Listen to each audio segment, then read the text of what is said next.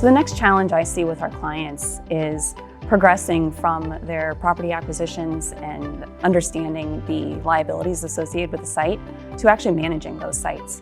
We've been working with clients to understand the environmental compliance requirements as they go through property acquisitions and help them get permits transferred and get up to speed on what their permits at their new sites look like and how to comply with them, understanding their obligations going forward next year, 5 years from now, 10 years down the road, what compliance for these sites looks like.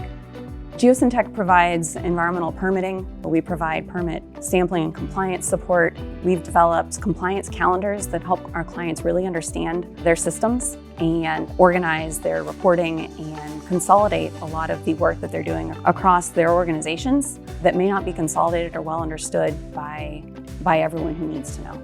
Geosyntec has a broad array of consultants that have expertise in waste management, in air emissions, and compliance, and we collaborate across these practices to bring the best expertise to a project, whether it's by geography or by technical discipline and the specific site needs. We will make sure that we bring the right solution.